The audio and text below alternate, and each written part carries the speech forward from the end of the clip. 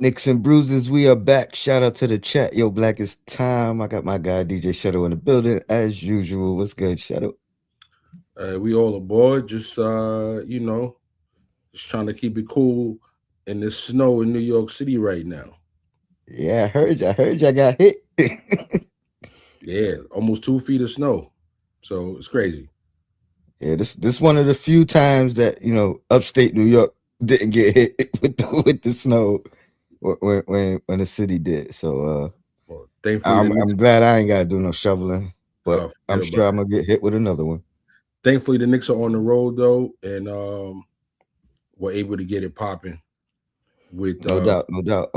I've been on a little hiatus. I haven't, you know, been on since we got smacked by Detroit coming off the All-Star break. Um, I miss Sim been on the road, so he ain't do no post game shows in the last two wins. So we gonna talk about it right now for sure. Um, let's start with Houston. You know what I mean? Had to face another Thompson twin right off the back. That's Difficult crazy. I know Brunson was like seeing double. He was having flashbacks of the previous game because that man, I mean, them guys know how to guard, and it was a tough outing. Um, yeah, it's a tough outing, and Shuttle, I got the two streams going, so I got the vertical stream and the regular stream. So what I mean, if you're on your phone, it might be a little bit more comfortable on the vertical joint. So that's why you got the two streams going. But Oh no, I I was got looking on Friday my out. I'm looking on my laptop. Mm. Well, I think you still got to choose the one you wanna watch it, the way you want to watch it. Oh, okay, If I I'm got if I'm correct. Who we got in the building? Jarrell, salute my guy. Appreciate you always chopping it in, checking in and chopping it up. Says salute fam. I just I just got done shoveling. I'm calling out of work tomorrow. Damn, is that bad? you. Yo, told you, fam. Like it's literally close to 2 feet of snow. Mm. Well, I Yeah. know I know y'all probably. I mean, I know there's areas that they ain't recovered from the previous snowstorm. No, You know what I literally, mean? that's what And I know everybody's that saying. was bad. Everybody's saying like, yo, I just started being able to see the grass. You know what I mean? Like I just started seeing the grass. The snow just got out of my parking area by my house, and now it's like, oh, another 19 inches of snow. Hey, I'm used to it upstate, man. So you know what I mean? Like You immune? I You I, immune? I know how to maneuver through it. I don't call out. I get mad at the people that call out. You know what I mean? Like, come on, we upstate. You should know what it is up here. You should be prepared. You should have your all-wheel drive vehicles. You know what I mean? Uh, all that. Pardon me. Scam likely. Nah, that's one of the best things they ever invented. I ain't gonna front. That's a fact. Scam That's a fact. likely? Nah, we ain't talking to you. That's like Danny Ainge just calling for a trade. Scam And likely. Scam uh, likely. again, shout out to the chat. Allentown. It wasn't too bad. Rochester, New York. You know what I mean? Shout out to Just Knicks. You know, no, you out there close to Sim. You know what I mean? Shout out to Sim, by the way. But yeah, let's talk about it, man. Let's break it down. Two gritty wins back to back. You know what I mean? Coming off the belt to ass that Detroit put on us. What you see in that Houston game? You know what I mean? It was a rough outing. You see the three guys highlighted on the Grand Theft Auto cover. You know what I mean? Is Grand Theft Auto Gritty City. That's what we that's what we calling it. But yeah, man, gritty win. Alvarado came in, got his steals. I know you got a lot to say about Alvarado. Um, but me, I wanna start with Cat. You know what I mean? Like I feel like Cat has been on a tear. I'm not gonna say a tear, but he got his mind clear. It feels like once that initial Giannis report of him staying pat, I think something switched to Cat right from that moment, and I said it, 2 games after, and I'm standing on it. I think he's been on about a 10 game stretch where he's just finding ways to contribute. Early in that stretch, he wasn't really shooting the ball well or having great um offensive impact, but his defense was turning around, right? And we was talking about that for a stretch where, all right, the fouls are cutting down. You know what I mean? We down to maybe like one offensive foul a game instead of 3 and 4. Um, but he's been finding a way to win, and then gradually during this 10 game stretch, the offense has been clicking. He's back to, I think he's on a stretch of like 5 games, 6 games with 20 points, um, or more. Where you look at Towns, you like he should be, what I mean? That should be normal situation. So I think he's finding himself. I think it's evident that he does want to be here, and I think those trade rumors, speculations, whatever truth to them there were, I think it was affecting him. But I think now he's ready for the home stretch. You know what I mean? Or people were saying we were in the dog days. We calling it the cat nights. You know what I mean? It's the opposite of the dog days now. Shout out to the gentleman in the chat who said that when I asked what's the opposite of dog days? Cat nights, and that's where we at. You know what I mean? But yeah, what you see in that game in particular, and if you want to talk about this stretch that Cat has been on, if you've noticed it, what have you seen? Well, I'll tell you what the numbers say. Last 10 games, he's played 9. He missed that one game after the eye injury, if you remember. Mm-hmm. So he's averaging 30 minutes, 53.6% from the field, 39% from three, 85 from the line, 11.6 boards, 2.7 assists, 1.2 steals, and 20 points a game. Very good numbers.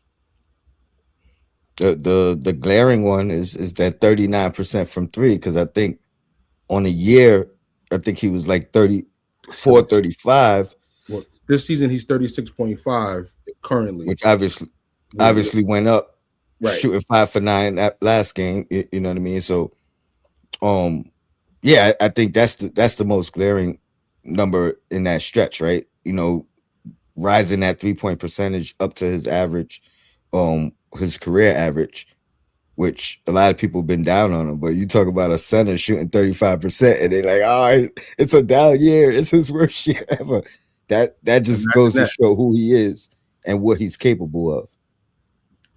Yeah, it's interesting. I watched the post game last night, and Wally absolutely made a great point.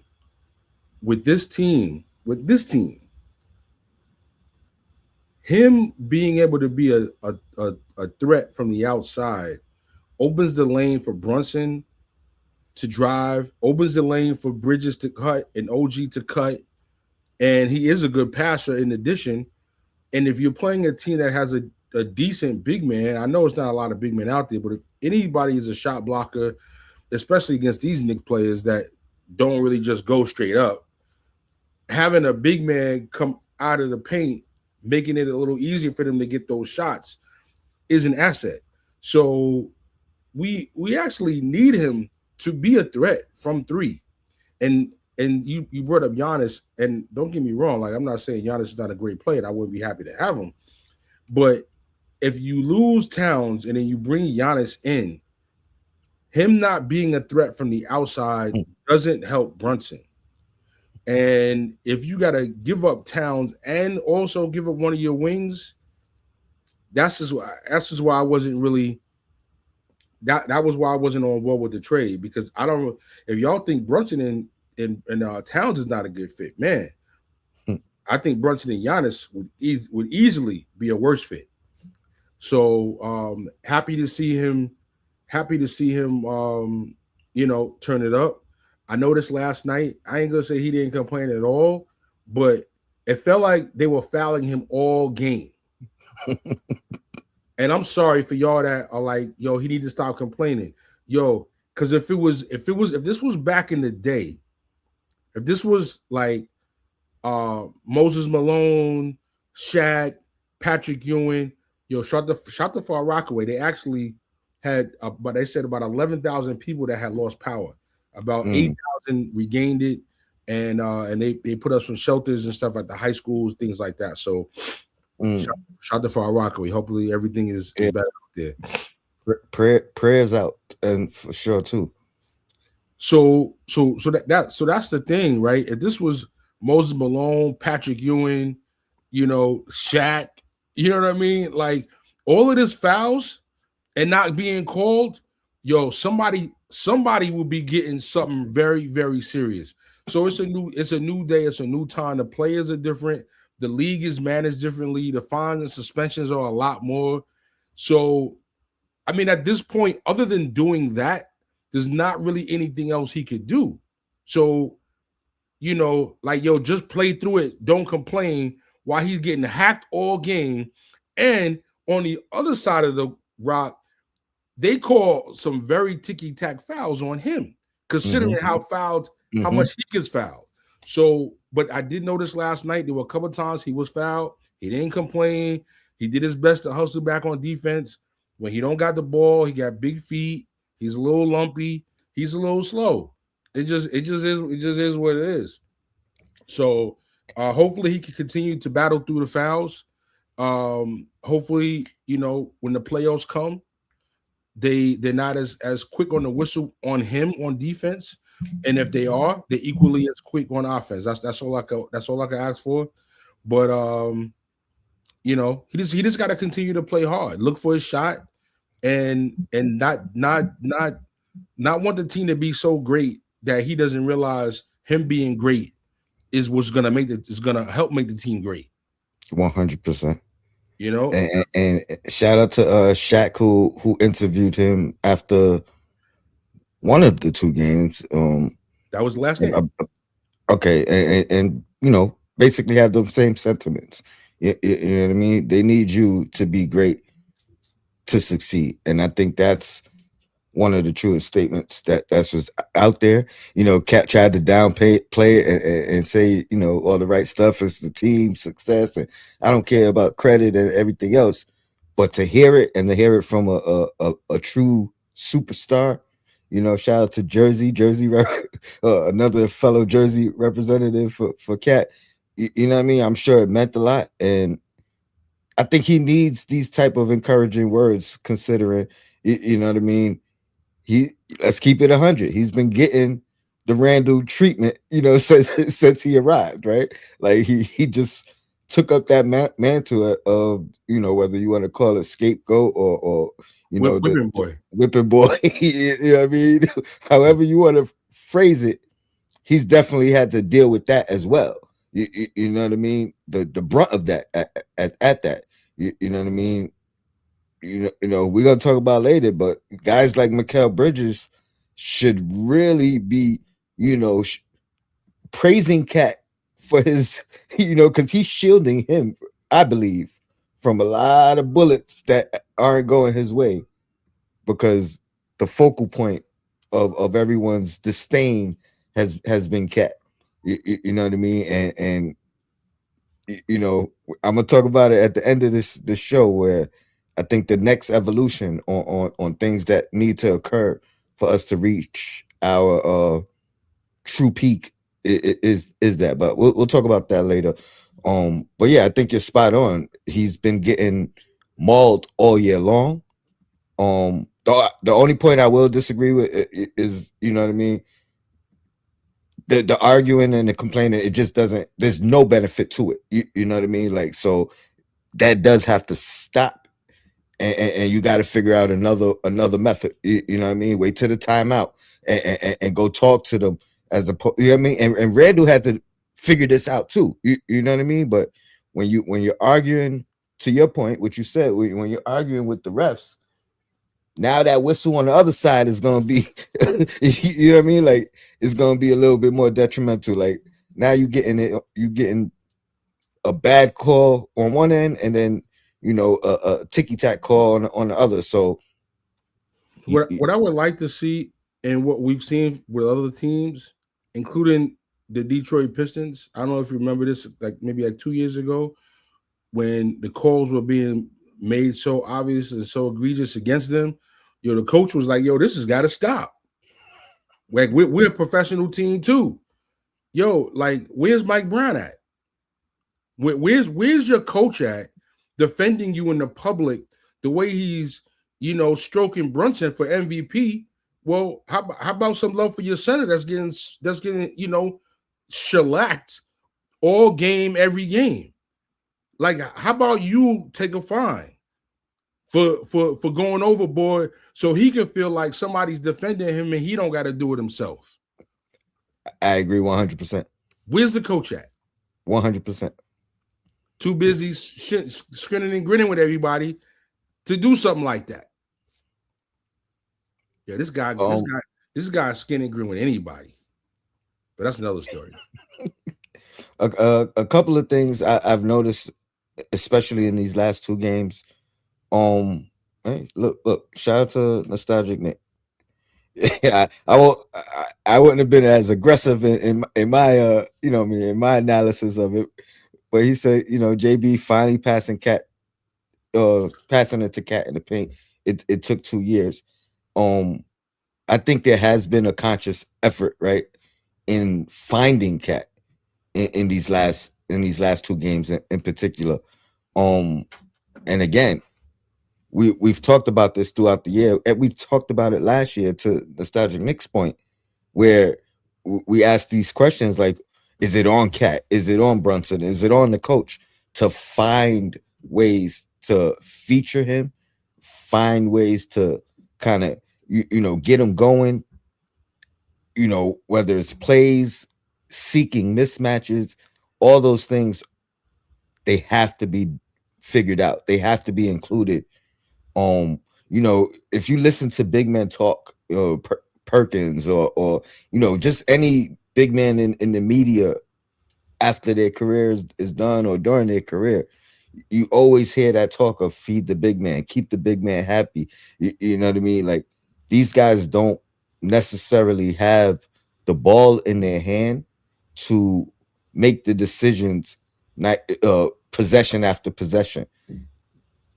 And Cat has the skill set where you can put it in his hand.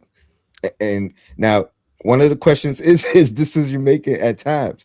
But when you talk about skill set, as far as like passing the ball, finding cutters, 3-point shot, like he has that skill set to where you gotta utilize it, you gotta maximize it for us to be at our best. So I think there's been a conscious effort in these last two games to kind of find them in different spots, post ups, mismatches, because obviously the game plan has been put a smaller guy on him. You got to punish that. You know what I mean? You got to find ways to punish that so you can neutralize that strategy or take advantage of it in opportune times. You know what I mean? So I think there's been a conscious effort in that.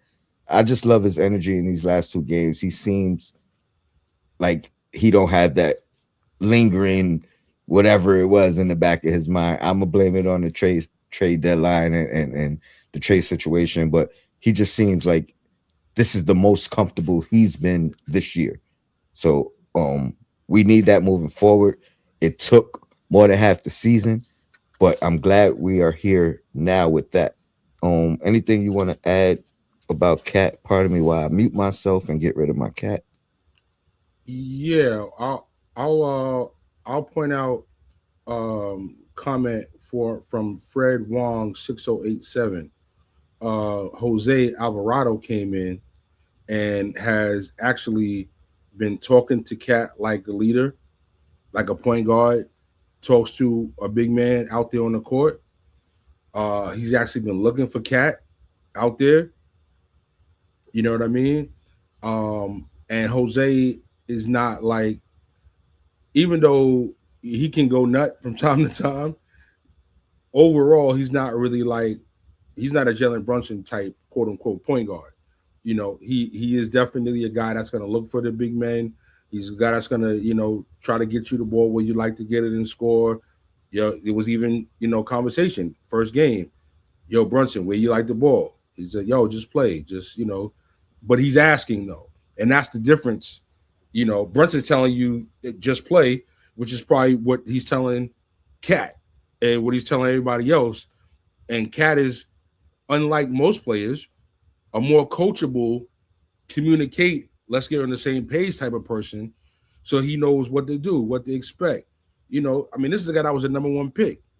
Respectfully, Brunson, I know you're doing your numbers now, but Cat been a top dog.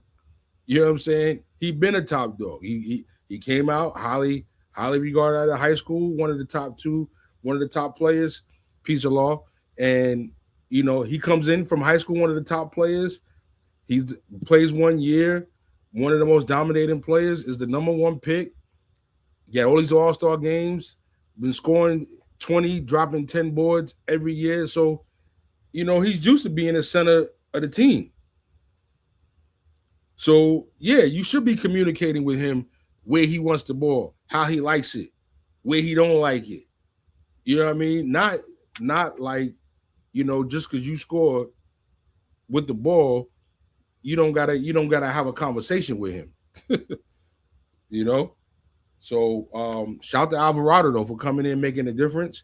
And um we talked about it, Tony.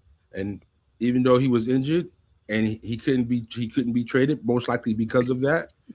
Maybe they didn't want to trade him, but this is what I was saying. If you get Alvarado, you got a better point guard. Kohler could be the third. You already got Shamit, and if it takes trading Deuce to make that deal happen, I was trying to get Alvarado and Sadiq Bey and the big man. So if it would have took trading Deuce, this is why I wouldn't have had an issue, because I mean, truthfully, when you watch the team playing right now, you don't feel like you're missing Deuce. Respectfully. I, I knew this. I knew this was coming. That's why. That's why I start. That's why I started laughing. But what, what I say about Alvarado. Actually, let me do this super chat real quick, and then um my guy JB, appreciate you for the super chat. He says some Knicks fans will never be satisfied. Mikel was the target last year, and now this year it's Cat. Mind you, we're 37 and 21, third in offense, 10th in defense. I agree with your sentiment. Some Knicks fans will never be satisfied.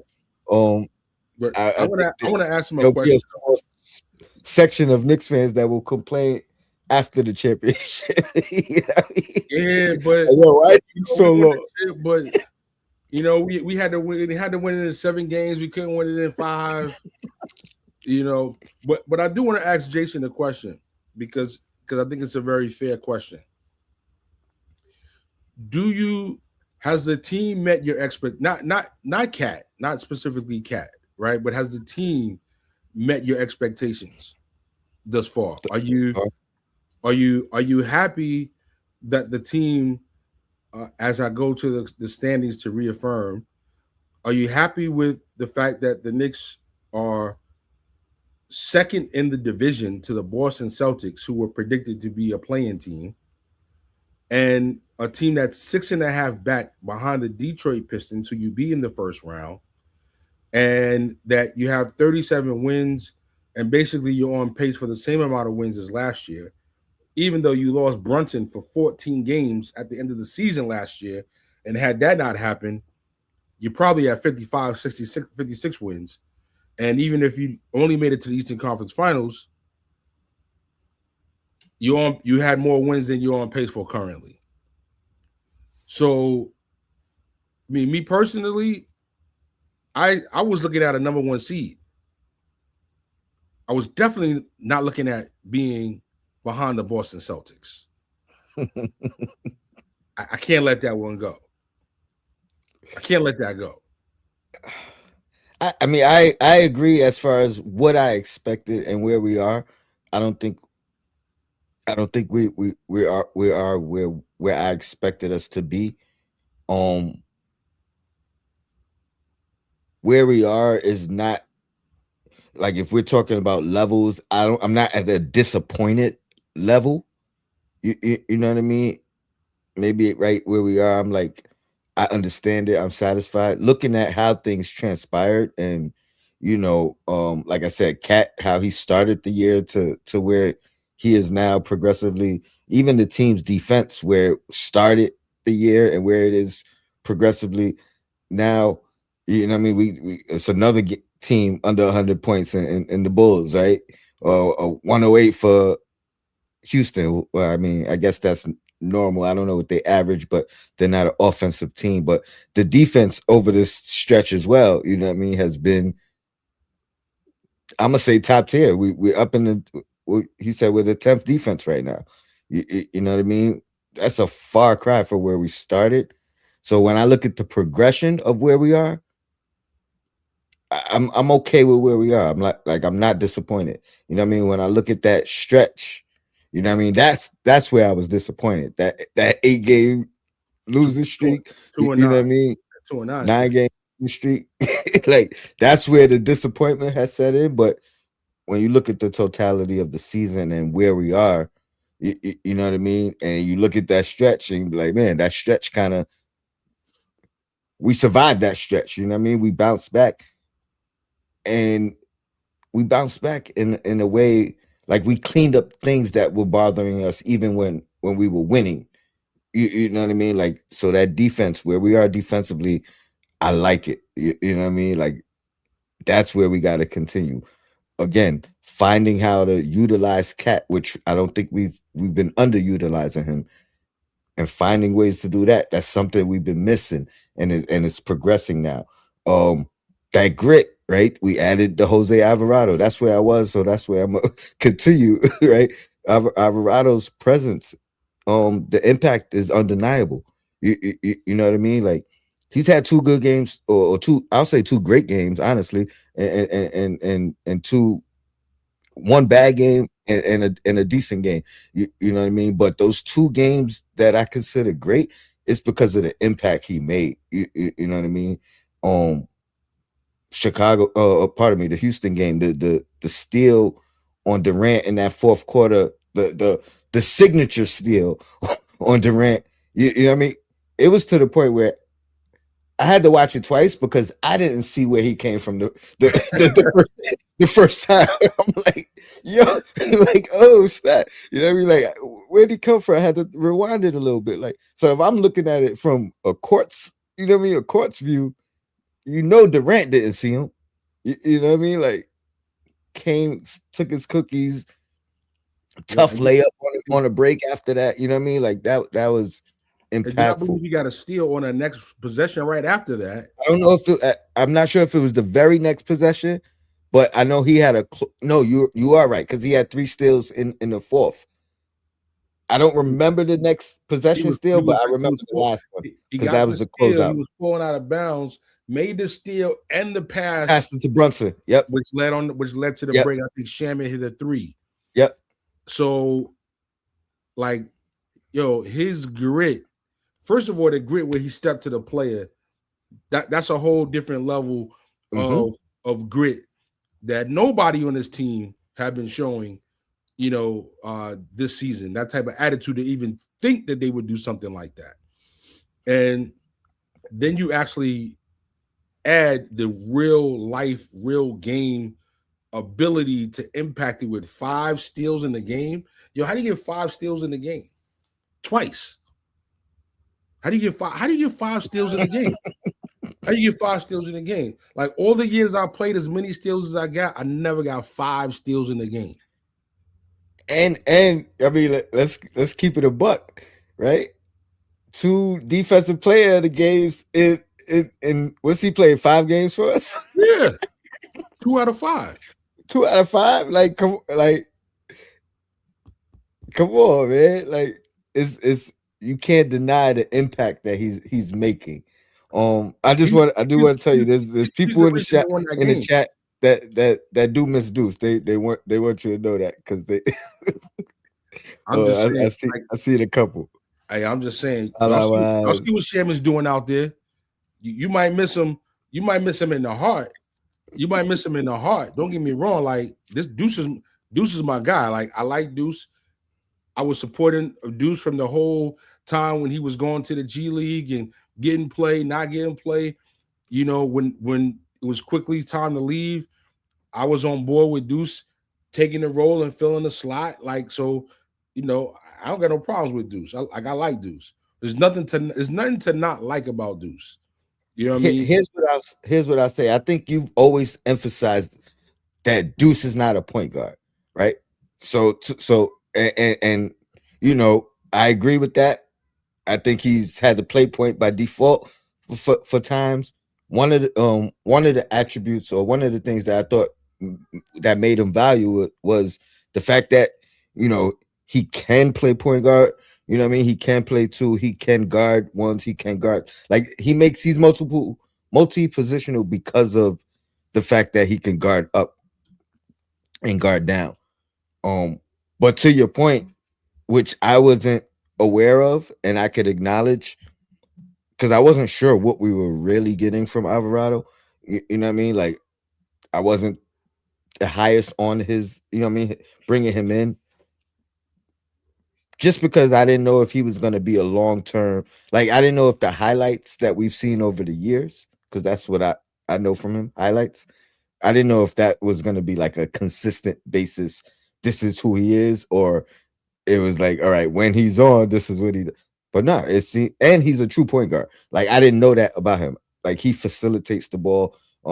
Shout out to who mentioned it earlier, but him finding Cat on pick and rolls, which you know has been another missing element for this team. That that Found he's found Huck that 40 he's on a nice one yeah, yesterday. yeah. Ooh, Um, yo, that's and, yours. and that's how you Get know it's that. a point guard because he let Haporti wasn't going for that. You know what I Nah. mean? Yo, here, He that's yours. let Get him. that. Go get Yeah, that. Yo, my man. My that's man. a My true man. point guard when you are leading the person into the basket. You know what I mean? Like that wasn't there. You know what I mean? It wasn't a set play or any. No, I'm gonna Go get throw that. this. Go I'm gonna get throw. that. Yes, go get it. Go get that. So yeah, man. I can't. I knew he was gonna be a fan favorite no matter what. I knew that just off the energy, just off of the things that I didn't know he could bring. But nah, this he a good player. Like I didn't know he was this good. I didn't. So shout out to him, man, and impacting winning. You know what I mean? Like, He's the reason why the Knicks won that Houston game. yeah, 100%. We don't win that game without him down the stretch. You know what I mean? Without him in the fourth quarter, we do not win that game. And it was a collective because everybody in that fourth quarter kind of impacted the game. You know what I mean? Brunson was having a horrible game. Like I said, it looked like he was having flashbacks of the Detroit game. Like, all game. Like he Thompson could not. migraine. He got a Yeah, Thompson yeah. Like migraine. so. Um, yeah, and then Cat coming on strong in that fourth. I mean, he had a good game all around, but coming on strong in that fourth as well. Brunson cleaning things up in that fourth as well. But yeah, we don't win that game without Alvarado's impact at all. Mm-hmm. Um, JB again, he said, I'm a fan who's enjoying the ride, the highs and the lows. That's why I never got into the championship or bust narrative. I remember the Fizdale days. Um, you know what? That was my whole motto last year, right? Enjoy the ride, enjoy the ride. You, Um, t- you told me that this year. I I did. It's been tough. Like that ride got bumpy as hell in that 9 game losing streak. You know what I mean? Like Oh yeah, yeah, flat yeah, yeah. tire. You know what I mean? We just had to change the tires. Call Nah, triple A. for Jason giving us a reality check, you gotta 100%. remember And he's been consistent all year. I appreciate that because, he you oh know, he's been saying that all year. oh yeah, oh yeah, he's been Right. consistent. You know what I mean? My channel, Sim's channel, whenever it's crash out mode, he's always there to kind of temper the feelings. Um, but I appreciate that because I try to live by that enjoy the ride motto. Mm-hmm. And I was doing good for a while into that stretch. Yo, I So listen. I I agree, told man. you, I'm You happy got to that. enjoy the ride. I can't forget the Fizdale days at all. Mm, That's the origin of Knicks and Bruises. The Fizdale days, the Phil Jackson days. You know what I mean? oh, Lord, Like that was the low of the lows for me as a Knicks fan. And you glad know, I found the YouTube community to kind of you know me. We going through this together, guys. You know what I it's mean? not. It wasn't just you. Right. You know, Appreciate you, JB. I'm. I gotta say, I'm very happy to have a team that is competent and in the race every year. Because the fact is, you can't win it if you ain't in it. So, if I got a team that's uh, a likely top two, top three, top four team, I'll take that. I'll absolutely take that every year because you never know how it's going to play out. Yeah, but to Vaughn's point, right? Like you ain't to Vaughn's point and to French Montana's point. You know what I mean? We ain't come this far just to come this far. You understand? So for me, right, one thing I love is stability when it comes to organizations. The Spurs were so consistent. You got consistency with players, you got consistency with management, you got consistency with the coach. Same thing with Boston. Their changes have been very strategic. The Ime Udoka thing, that kind of came out of nowhere, and they made their change because they had to, but they had stable leadership. They had stable players that had been there. You know what I mean? They had veteran players that had been there, which is why they were able to get through it. And they pulled up a guy that was already part of the system and brought him up. And I think that's part of some of the hostility, the toxicity right now with the fans is like we've had turnover of players. Now you give us a turnover of a coach. We're just in the Eastern Conference Finals. Tatum's out, Halliburton's out. Everybody's like, "Yo, this is it." And then to watch the Detroit Pistons just leap over you to be the number one seed and then spank you three times this year, you know, like it's like, yo, like, are we really this good? Are we really gonna do it? You know what I mean? And I understand why there's some challenge in enjoying the ride. Yeah. I mean, but when you look at it, when you take your fandom out of it, right? And you look at I'm talking about Detroit in particular, and you look at the series of last year and how tight it was, game in and game out in that series, it's not that it's not that That, fathomable that to far see the off. leap that you know what I mean, the leap that they've taken. And then you talk about what you said. It's not like the Knicks came in and said, "All right, we're building off last year." They had to do a little bit of destroying and rebuild, right? And the removal of Tibbs, and you know what I mean. So now that becomes a new adjustment, right? It's not just a continuation of the path that we was on, and let's keep building, keep growing. You know what I mean? Like sometimes you gotta take a step back to move forward, and I think that's what it was. And this is not me saying they can't win or won't win. You know what I mean? Maybe that whole process is during this regular season. I would imagine that's what the front office assume that you know what I mean. Well, We got to take a step back to move forward, but we'll do it within the season. I got not a sure. super chat, but I Sure. want to say They something else. wasn't Go ahead. they wasn't saying it was a step back. I got it. You got to relax. I don't think they. No, no, no. I don't think they said we gonna take a step back. But we need a new coach so we can take a step back to go ahead. I think they're like, yo, we hired a new coach to get to the next level now. No, I understand that, but you have to know that it's not going to be smooth sailing when you take a when you remove a coach and put a new one in, even if the expectations are higher, you got to know there's going to be bumps in the road or hurdles that you have to get through before you get to the peak. That's all I'm saying. I don't mean to step back positioning wise and seating wise in expectation wise. I don't mean to step back in any of that. I'm just saying I'm talking about the ride. There's gonna be some bumps and bruises. Some um Nixon, some Nixon Bruce. nicks and bruises. Fact. Um you made a good point about the stability of organizations. Pardon me 1 second. And you talked about like the Spurs organization. I just wanted to throw a couple of organizations in that mix. Um, Miami, there's an argument that you got to throw them in there. The whole Heat culture thing. Obviously, they got two chips in that, or a few chips in that. Um, a lot of people don't give Utah their credit.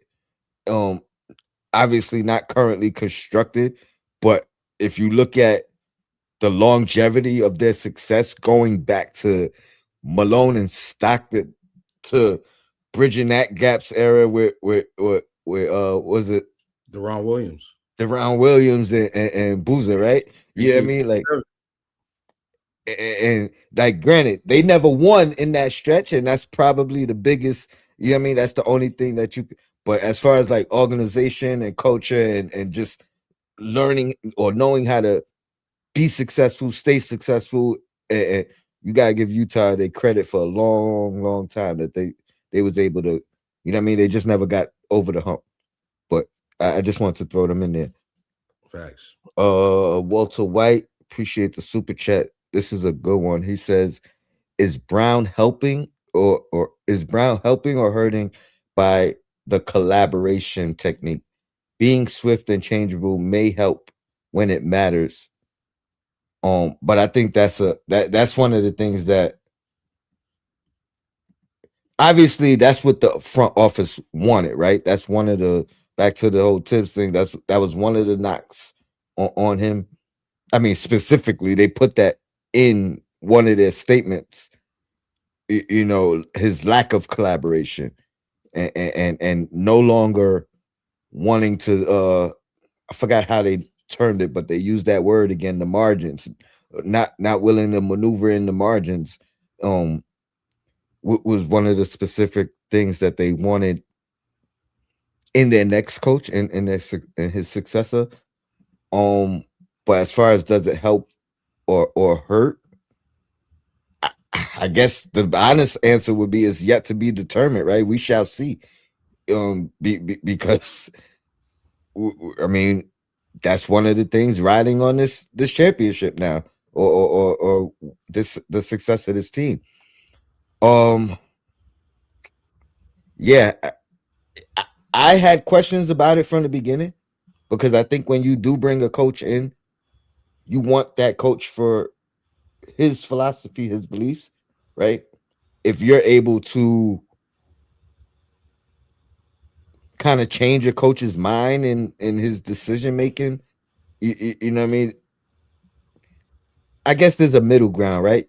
You got to be flexible, but I respect the guy who this is my philosophy. This is what I built my career off of. I want to do it my way. So if I lose, I lost my way.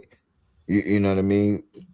Go back to the Phil Jackson days with him hiring coaches with the caveat that you have to run the triangle and you have to do. To me, that was a failure from the beginning. But was that a collaboration? You know what I mean? Or was that like a dictatorship? So I guess that, like I said, if there's a middle ground, yes, it could work. If everybody on the staff is saying one thing and you're the coach and you saying, nah, I'm still going with, I think you do have to listen to your staff. You do have to kind of take everything into consideration. You can't be 100% stubborn, but you can't be a walkover coach either. Or like some people claim Mike Brown is. This is not my claim. but they call him the lame duck coach. You know what I mean? So I hope it's not that. If you collaborating too much, you know what I mean. What are you implementing? What is your stance? What is your philosophy? Um. So I guess my answer would be it's yet to be determined. We shall see. But I get the arguments for both the collaboration and that particular coach's philosophy. What's your thoughts on that, Shuttle? Man, since analytics took over sports, I just I'm old school. You know what I mean? The coach, the coach has a read on should have a read on the pulse of the player, how they're performing, and even though let's just say, teams that are more aggressive and play, harder defense, typically your player doesn't score as well against, but he's having a hot streak recently. You talking to him personally, he's feeling better about himself because things are going great in his family life. You know what I'm saying? Like there's all kind of factors that could be impacting the success of a player. So, you know, to me the numbers just don't tell everything and can't be the final decision. And as a coach, this is what separates you from just anybody being able to do it. Anybody can have the songs, but they're not going to be DJ Shuttle. Hello, you know what I mean? You can have the same exact songs. I give you the same 20 songs as me, and we're not going to play them the same. They're not going to have the same impact. Delivery means something, right? Yeah, Energy means something. right. So I mean, for the purposes of him keeping his job and making the powers that be happy, collaborating is probably helping him because essentially he doesn't really have to take any responsibility. Hey, I'm just out here, Doing what you guys. asked. I'm just out here, guys, doing what y'all want to do. So listen, I'm not saying that there shouldn't be collaboration, and I'm not saying that it's not something that like you don't want to incorporate your coaches, right? But do it when you feel like that you absolutely need to do it, right? Like just giving somebody a clipboard, letting them call a play because you want to empower them and for the sake of like get out of here, out of here with that. Like I'm not a fan of it. You do it because you have a defensive coach and you want the defensive coach to put the strategy on because that's your coaching You believe style. it. That's your coaching style. You believe in the coach, and you wanna let them decide it, and you're happy with taking the ownership with however it goes. Cool, but hire a coach that tells you that that's his style and that's how he's going to do it, versus hiring a coach and telling them that this is the way you're gonna coach.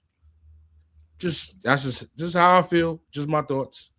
Um, it has to be a balance though, no matter what. Hmm. Yeah, I think, and to that point, I think, I hope, because I don't know, but I hope there is a balance in the approach.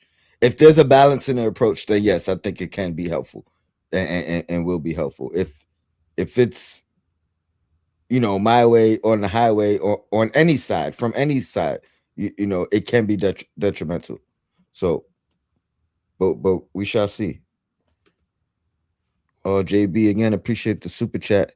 He says, I don't care about seeding outside the top four. Detroit playing well, but I still don't see them beating us 4 out of 7 games. Still got my money on our boys. Um, yeah, I still think we can beat them. I still think we should beat them. If the things that are developing currently from this team, the inclusion of Cat, right, which I think is so important. Um, Continuing to improve our defense overall and situational, coming up with the big stops. You know, those Alvarado plays, those, and let's not act like we haven't seen. Even Mikel is capable of those. Pardon me, those individual big moment stops. You know what I mean? OG is capable of that. Mitch, you know what I mean, is capable of that. So if all these things continue to grow, and there's another part that I didn't get to with Brunson, but I think that conscious effort of finding Cat in particular, but finding his guys, if that continues to mature, yeah, I think we could beat anybody. So I got my money on us too, especially because we're trending towards it. You know what I mean? Like we're seeing these things over the last, before the All-Star break to now, maybe like 10 games, like I said. We're seeing the growth of this team Well, on multiple different levels. for the record, though, whatever it's worth, though, Vegas got the Knicks currently at four to come out the East. For best odds. Yeah, Pistons, Cavs, Celtics, Knicks.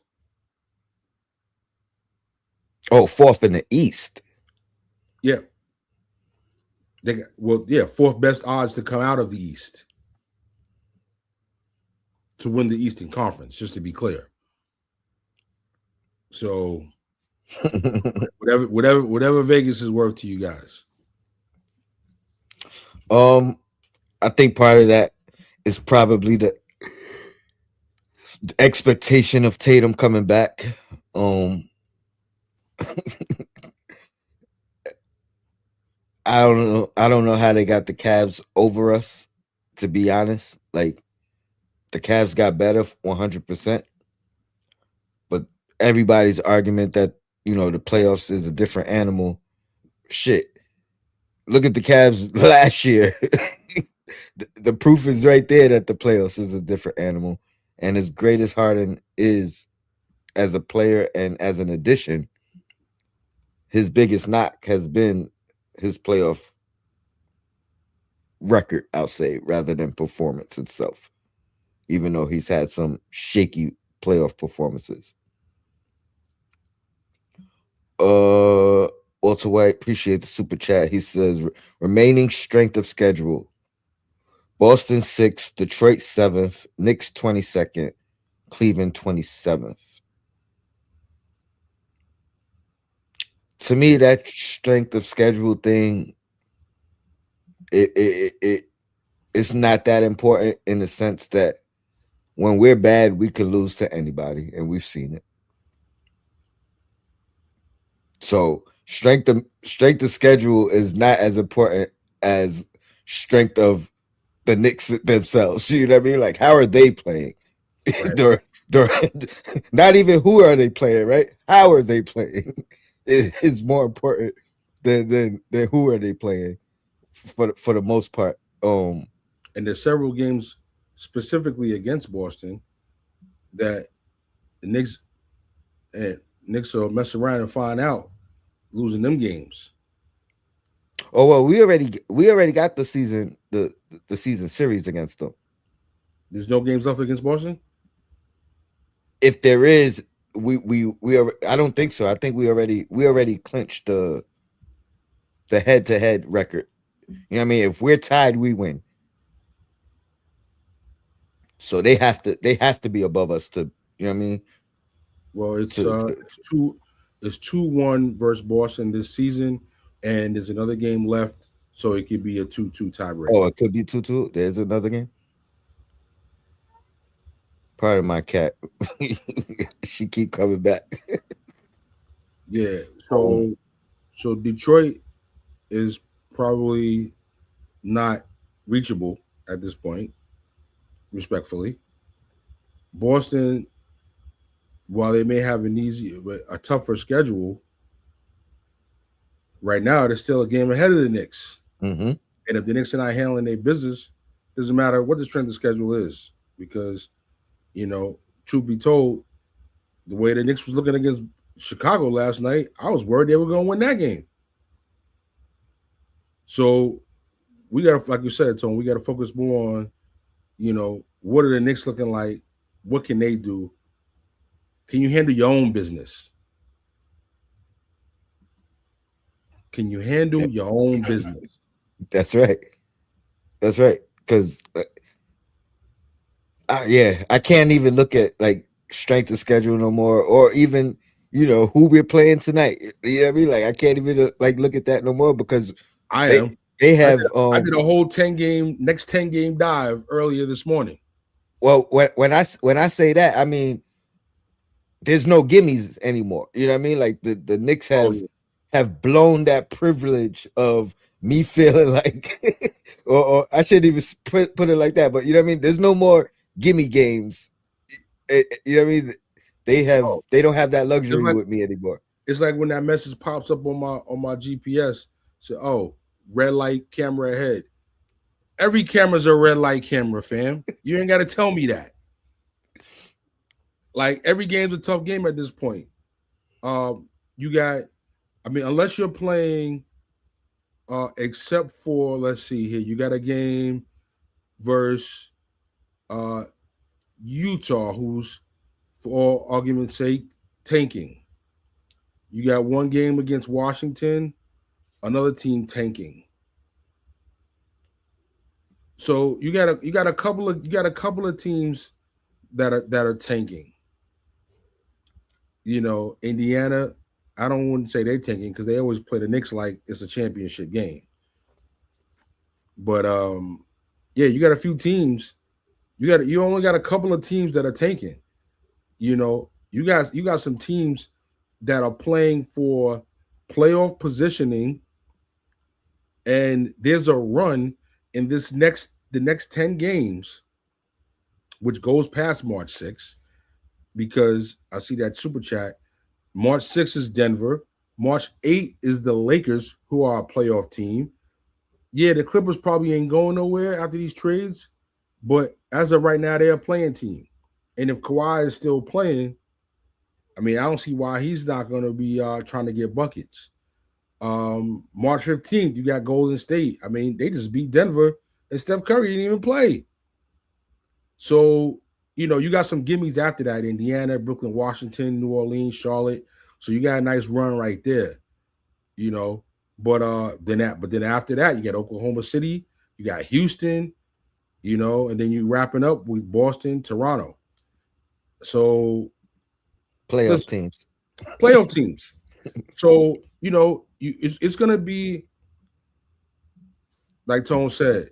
You know, words like the schedule was gravy. I'm sorry, Mr. White, can't do it.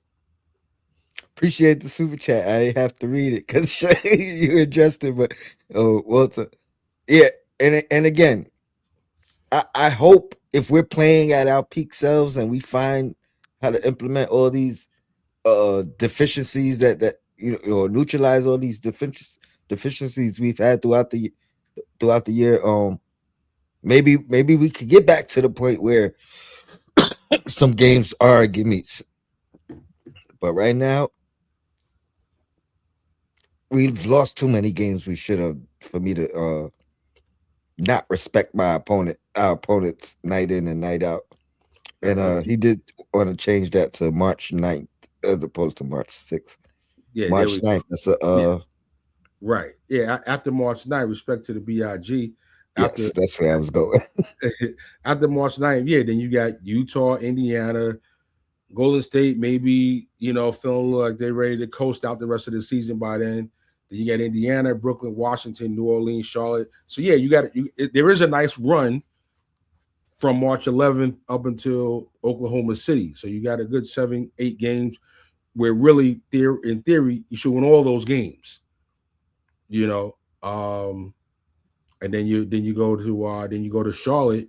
Charlotte is definitely looking like yo, don't sleep on us. Charlotte, they playing tough. Yeah, they're under 500 and they're 10 seed right now, but They on um a run. They on a stretch. They're playing yeah, the best basketball of the season for them. they won 7 out of their last 3 games. They have. even though their winning percentage is four, they've lost 4 games more than they've won. They still have managed to be. They still managed to currently be at plus 1.9. Atlanta Hawks have won one more game and have the same amount of losses, but they're at a negative 1.4. So Charlotte is scoring the ball and they're hot. They're hot recently. They're 7 out of the last 10 games. They've won. So they're healthy, and you know they're a team in the position where they're at. You're gonna get their best. You're gonna get the best out of the Charlotte Mhm. Hornets when the Knicks play them if they And, keep where they're at. and as you seen with the big scuffle, you know what I mean? They ain't punks either. You know what I mean? Like you're not gonna punk them to a victory. Nah, ain't gonna be no And back I ain't gonna lie. No, go ahead. What was you gonna say? no back downs. Yeah, no back. They don't. They they ready to scrap it if need be. But yeah, I like that squad. I thought I had mentioned this early in the year that their record when their top guys are all available was like 11 and 4. I'm sure that joint improved significantly because this was before they went on this stretch, before they was even in playoff contention or playing contention. They still were doing what they needed to do when everybody was available.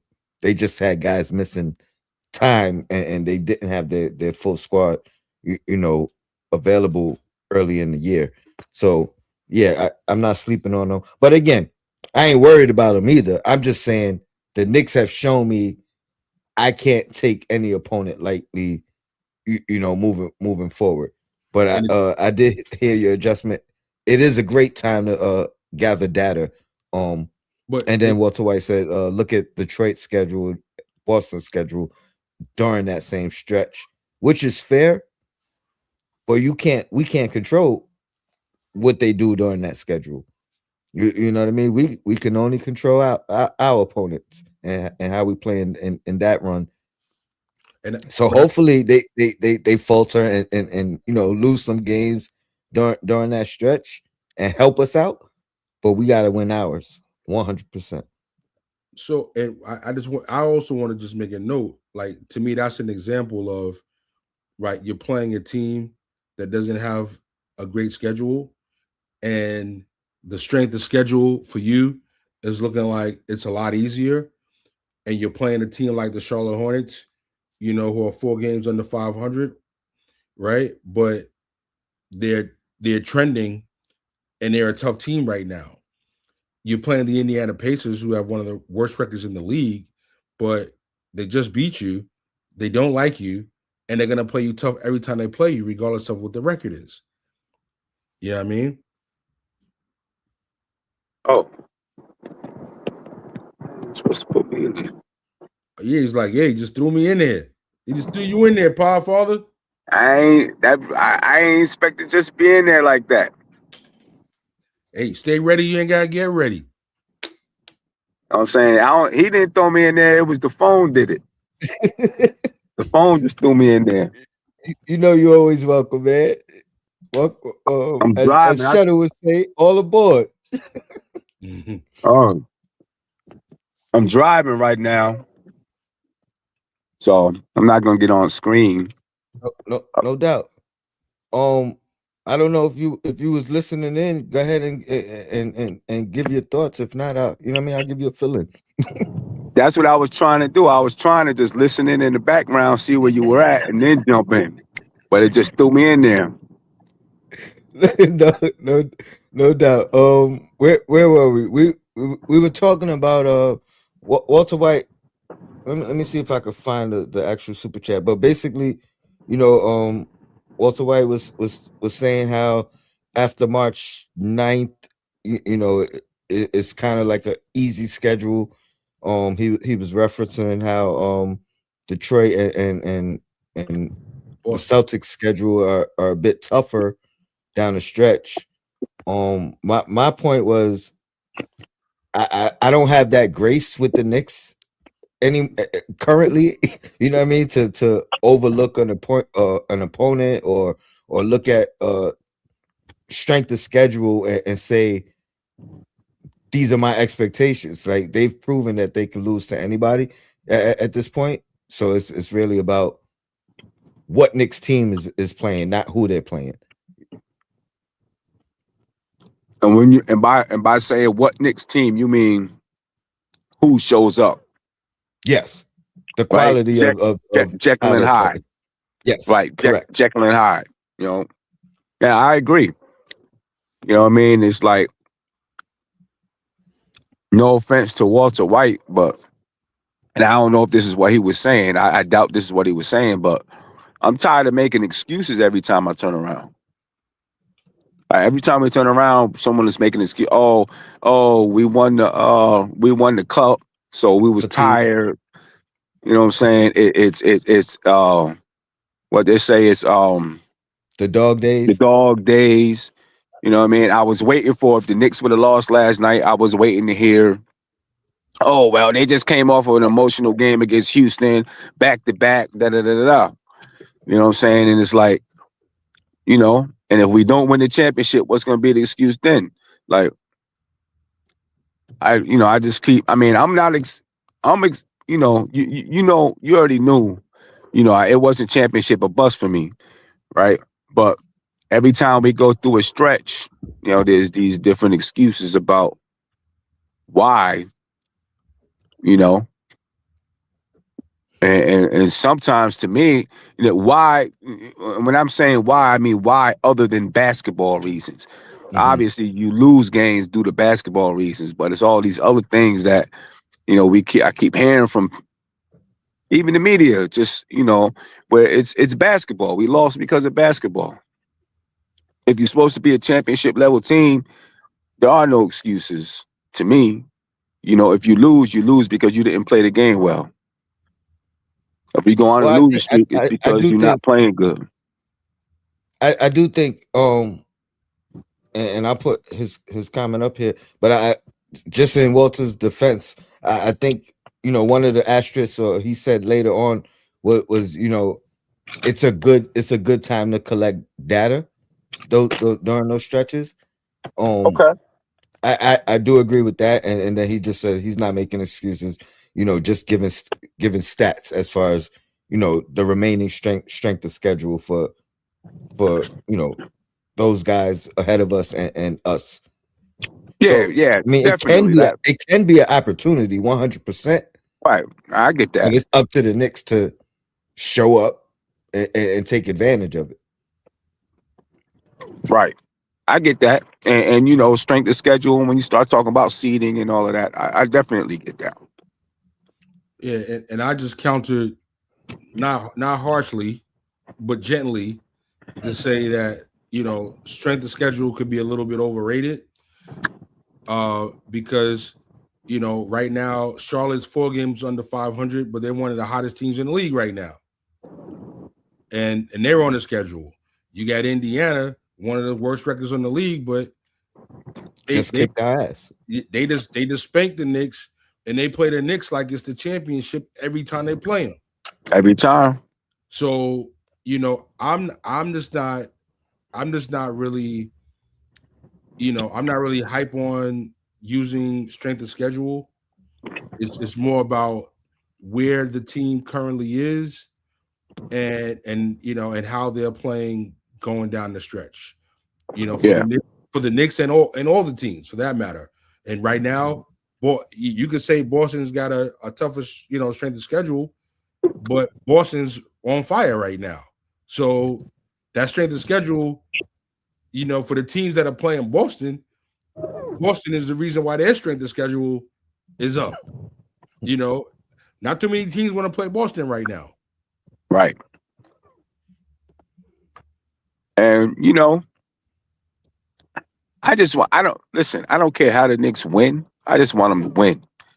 You know what I'm saying? And I know they're not going to win every game. I want them to play well, play good basketball.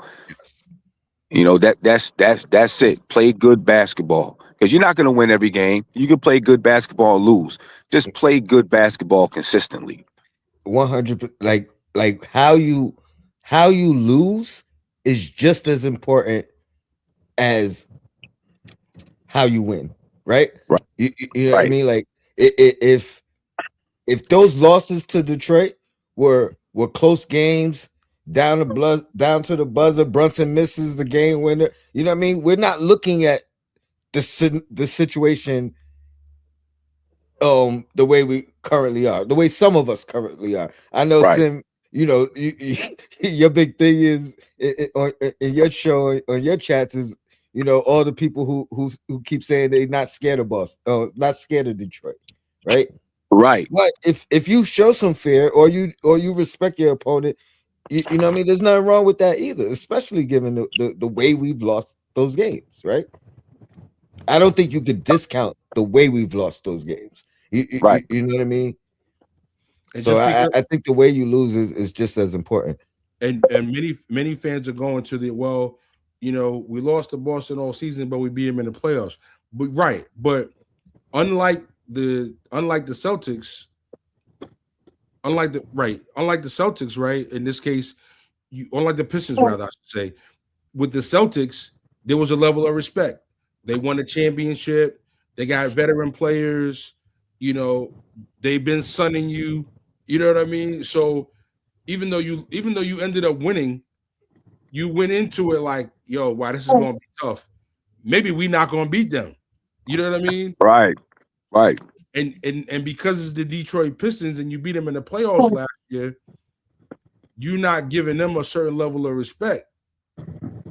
And when somebody beat you by 30 twice and then beat you by close to 20 with two of their most important players out, like you might want to respect them.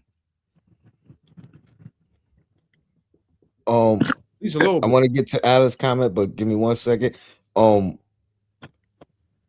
somebody else, Sure, we, we gotta Trav we B, gotta he said the Pistons smacked us last year too, which is true. And one of the things that I had said on Sim show, the last show we had, so it's kind of the flip side to your argument, Shuttle, or your comment is, and I'm not relying on this, but there is a chance that they overlook us now, right? That they feel like, oh, we should have won last year in the playoffs. Those games were close, and look at who we are now, and look at what we've done. You know what I mean? So there's a chance that they don't respect the Knicks as an opponent, and that could be their downfall. no, Just Well, the flip side to what you're so saying, Shadow. no way. how I would combat that though is that if they lost to us, if they beat us during the regular season last year and lost to us in the playoffs, and now they're beating us this year, in their mind they're gonna say, "But we lost to them last year in the playoffs." Right? Yeah, we're beating them. We're beating them, but we did the same thing last year and we lost in the playoffs. So I think that's always going to be on their mind that they lost to us in the playoffs, regardless of what the regular season record was. You know, I agree with that, especially with their coach.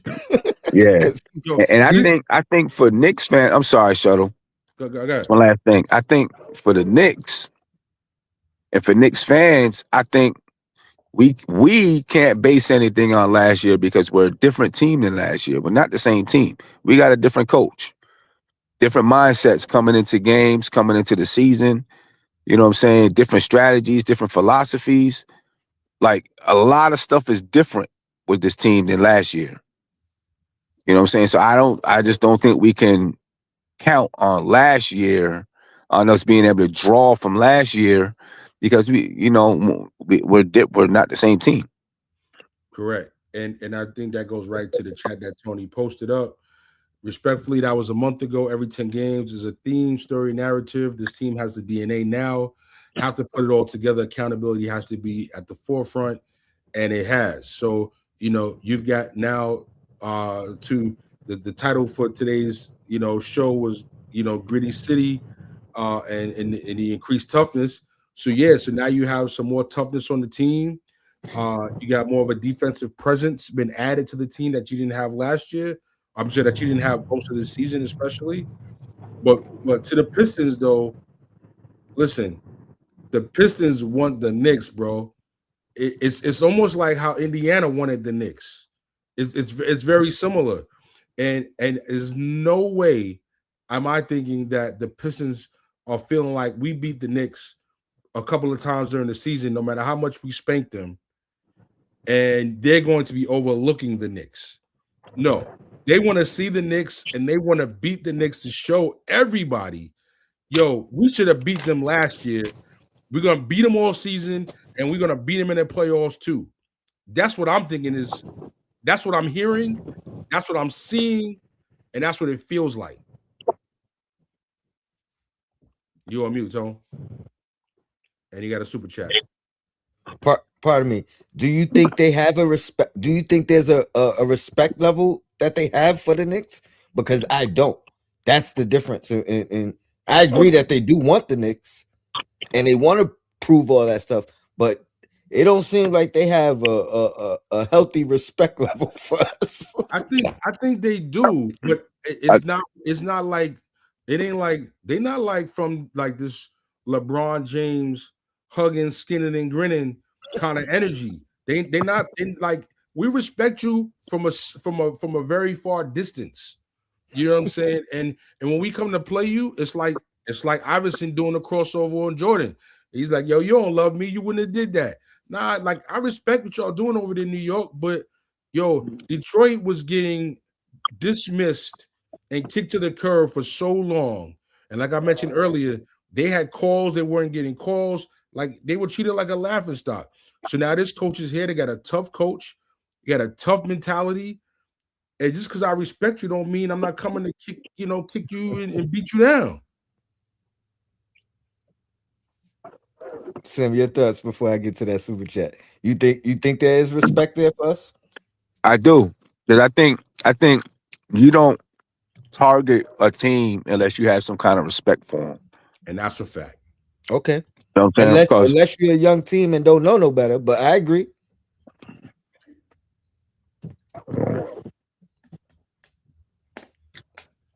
I agree like, with an I mean, experienced team, right? yeah. I mean, because I look at just like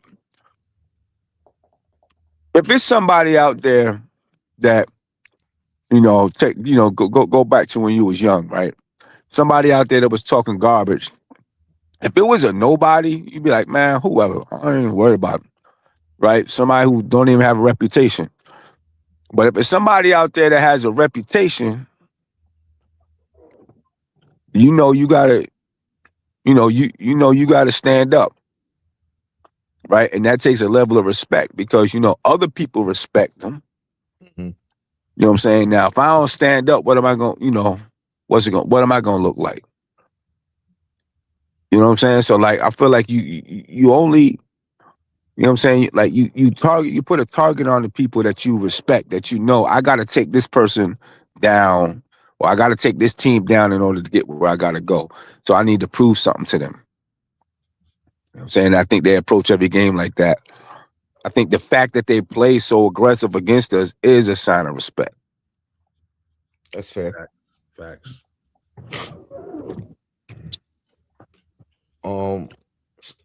Shout out to Walter White. Appreciate the super chat. He said, "Our goal is not to beat Detroit," and I think he's saying like that's not our singular goal. Like that's not the main thing, right? Keep the main thing the main thing. I don't think he's saying like we're not trying to beat Detroit, but like that's not the main goal. And I agree. And and that's kind of what I was saying too with Detroit. Is their main goal to beat the Knicks? You know what I'm saying? Like, do they have you know what I mean? True aspirations past that? Or you know what I mean? Is the revenge, is the Knicks, wherever at whatever stage it happens, you know what I mean? Like Well, obviously it won't be first round, but you know what I mean? Like I'll say this, Tone. They have the number one record in the entire NBA right now. So to say that the Pistons are only thinking about the Knicks and that's the only aspiration, I'm just like, well, I mean, all the other wins that they got, they're on pace for 60 wins. Obviously, they're beating other teams. You know what I'm saying? And secondly, while our goal might not be to only to beat Detroit, if you are good, if you're looking to get out of the Eastern Conference right now, You may have if, to. if you had to make a bet, the road is gonna go through Detroit. So, like, let's just pay proper respects, man, because we can't sit here and act like Detroit's not respecting the Knicks, and they got the number one record in the entire NBA, and you're not gonna respect them. Like what we talking about here? Well, maybe it's the Knicks that need to show the Knicks more respect because them ass whippers, man. Yo, Them crazy, dress was bad. crazy. Walter White, he said Detroit's goal should be to win a playoff series. Period. If you got the number one seed, you're probably thinking a little bit higher than that. Right. Especially, I mean, it's not like they didn't win the playoff series last year. We met them in the second round, right? No, No, we met them in the first no, round. We met no. them in the first Yeah, round. and they haven't won a home playoff game either. Yeah, and OKC came from out of nowhere and won a championship last year and had the best record in the league. So you gotta kind of be alert and be on point with where the NBA is trending right now. This ain't the Lakers dynasty. It's not the LeBron dynasty. It ain't the Warriors dynasty. Now you're looking at teams that are gonna pop up that weren't the number one teams, and now this year they're the number one team. Yeah, for me, I'm not gonna say I'm not worried because I have a respect level for them. And this is not no easy task in doing, but to me, the key is really figuring out how to stop/slow down Kate, right? Because similar to the Knicks, is like they don't have many guys outside of K that could create their own shot, create offense for themselves or others. Like he's literally dominating the games and carrying the team. So the same way the game plan and the goal, especially last year and we've seen it recently in these stretches of games, it's kind of like get the ball out of Brunson's head. Don't let Brunson beat us. And we talked about it after the loss, Sim, on your post game show. You Right. know what I mean? The problem is he's just making all the right reads. Right. But I will say this: we haven't really blitzed. Like the level of pressure that Brunson has received. I don't think we've given that to Cade. I don't know if he's seen it this year against other opponents, but we haven't done that. You know what I mean? I don't think we've done everything. And it goes back to that comment that somebody put in your chat, like, oh, we're holding out, some of the tactical things. I don't know if that's true or not.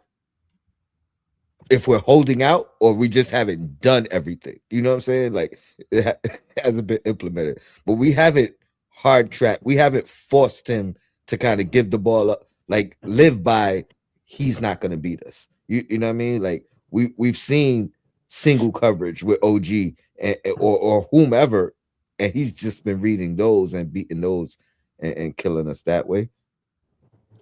I'm sorry, I got another super chat, but you guys, any thoughts on just how to beat Detroit? Yeah, you gotta use Jedi mind tricks against Detroit. You gotta get into the Jedi mind trick bag against them. Yeah. You can't, like, this is not a team where, like, like a team might play fast, so you try to play faster than them. A team shoots a lot of threes, so you're gonna try to out 3-point them. Detroit is a hustle and muscle team, and even though I'm happy for Alvarado and I'm happy for Sohan being here, like, don't try to out tough these guys. That's not That's not the technique. You gotta you gotta you see he said be more physical. Nah, you can't like obviously don't let them punk you. Don't like you gotta stand up for yourself, right? Of course. But don't come in like, yo, we gonna come and send them a message. We're gonna be mad aggressive, hit somebody. Nah, don't do that. You gotta find some other Jedi mind tricks to run on these guys. You know what I mean? Yeah. And that's the approach that I would do anyway. And get them thinking more, you know what I mean? Yeah. And And, and figuring out, and you got to start fast. That's one thing. You got to get a yeah. lead.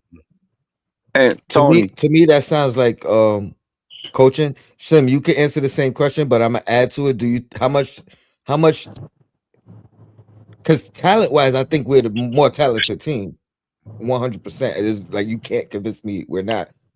How much of it is it come to the actual coaching to win to beat them, as opposed to the talent? I think a lot's going to come down to coaching to beat them.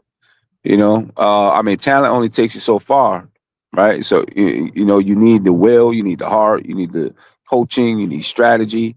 You know what I'm saying? You need all of that stuff to win.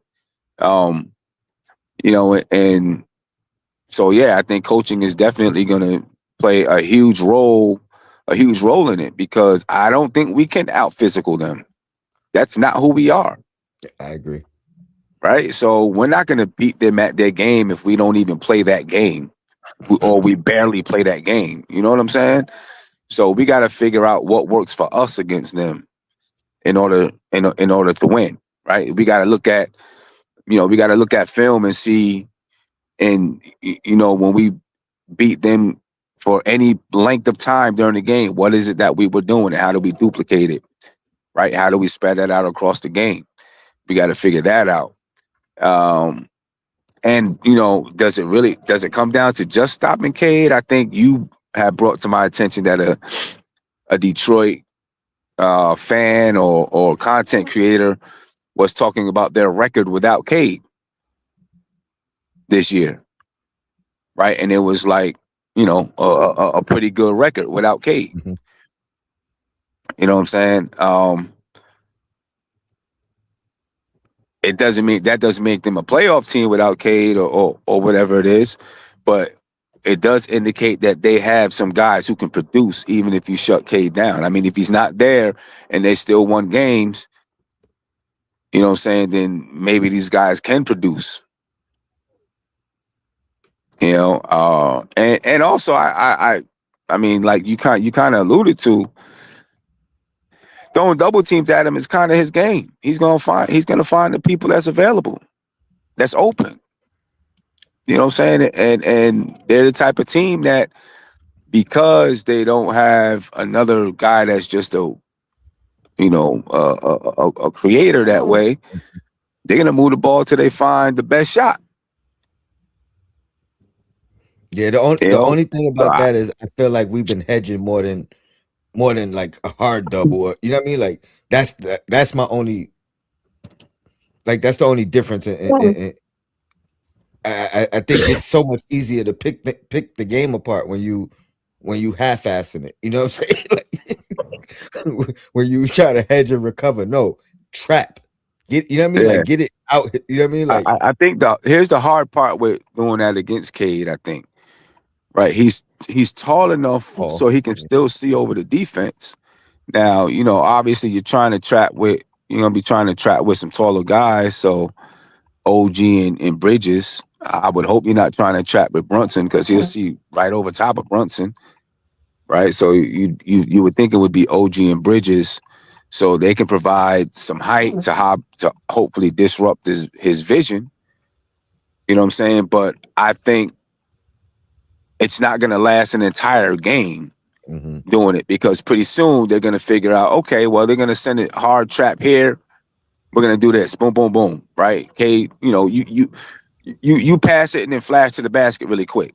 Pass it back to him or something. You know what I'm saying? So it's not something you can really do the entire game, I don't think. Because I think if anyone, if it's not the coaching staff, Cade is smart enough to figure it out. That's fair. I got another super chat, and then I want to close out with two quick segments. But shout out to JB again. He says, appreciate the super chat. He says, being the number one seed guarantees nothing come playoff time. Like I said, Detroit has to beat us 4 out of 7. They playing tough, but I'm not convinced. I mean, That's the same story we keep hearing. I'm not gonna say I'm convinced either, and my apologies if it sounds like I don't think we could beat them, but it is a healthy respect for them. Sure. And then Walter White, appreciate you again. Appreciate the super chat. He says, y'all gonna roast me, but I like how Sohan looked on defense. They just have OT. They just have to communicate, and Sohan will help against Detroit. I'm not gonna kill you at all because I felt like Sohan played the best defense of any Nick on Cade in that game. And I keep saying it, including that step back 3 that kind of got Cade amped up. But when we talk about respect, I think he got that amped up because he knew Sohan had given him the toughest defense he saw that night.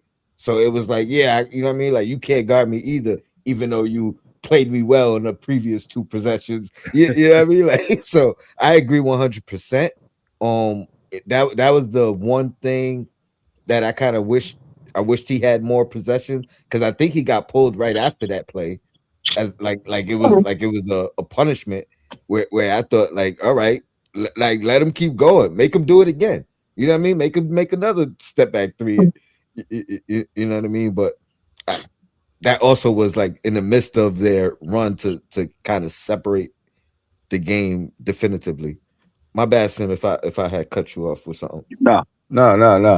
And I think Sohan has a reputation though of being an excellent defender, and I gotta say, right, they're not the same player, but Cade reminds me of SGA quite a bit, and I've watched some tape on Sohan defending SGA, and yeah, he's giving them a very tough time. So, I think when the playoffs come, that might be a dedicated assignment.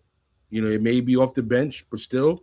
But it may become a dedicated assignment, and I'm looking forward to seeing if the team does that and what it does, because I mean to put him on Sohan and to free up OG now to be on somebody else means, all right, good. We got somebody tough on Sohan, and we got OG to make it to lock down whoever else.